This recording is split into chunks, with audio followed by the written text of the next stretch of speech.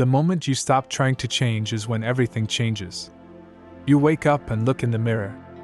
That voice starts again, the one pointing out everything wrong with you. Too emotional. Not disciplined enough. Not where you should be by now. You push these thoughts away and start your day, carrying their weight like invisible baggage. Most of us live caught in this tension. We want to improve, but the very act of wanting to change implies something is wrong with us now. This paradox creates a war within. Carl Rogers, the renowned psychologist, once wrote, "The curious paradox is that when I accept myself just as I am, then I can change." This statement might seem contradictory at first. How can accepting your flaws lead to changing them? The answer lies in understanding the difference between self-rejection and honest self-assessment. When you reject parts of yourself, you create an internal resistance. This resistance consumes energy and creates blind spots. You can't change what you refuse to see clearly. Think about the last time you made a lasting change in your life. It likely didn't come from self-hatred. It came from a place of honest acknowledgement, seeing yourself clearly without judgment. I once worked with a man named James who struggled with procrastination for years. He tried every productivity system, time management technique, and motivational strategy. Nothing worked long-term. His breakthrough came not from finding the perfect system but from accepting a simple truth: he was afraid of failure. Once James stopped fighting this fear and accepted it as part of his experience, something shifted. The energy he had been using to deny his fear became available for growth.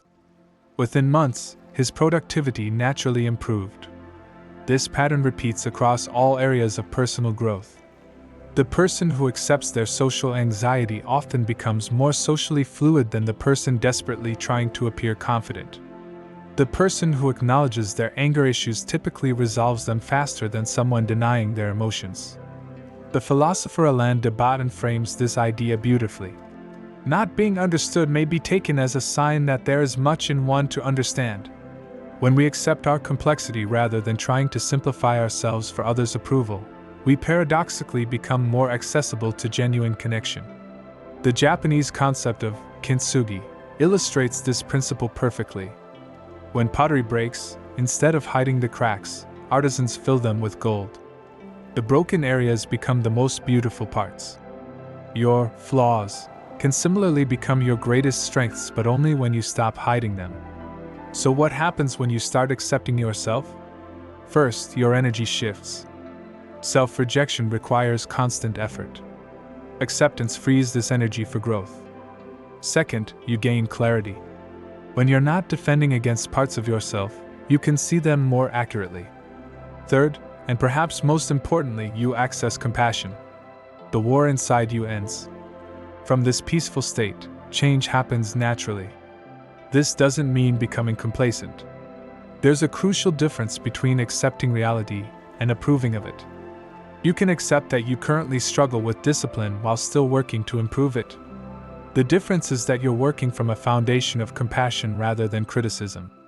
Marcus Aurelius, the Stoic philosopher and Roman emperor, understood this when he wrote, "You have power over your mind, not outside events.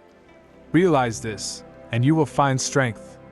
Self-acceptance gives you this power because it places your focus on what you can control: your response to life. The psychologist Viktor Frankl, who survived Nazi concentration camps, observed that between stimulus and response lies a space. In that space is our power to choose our response. In our response lies our growth and our freedom.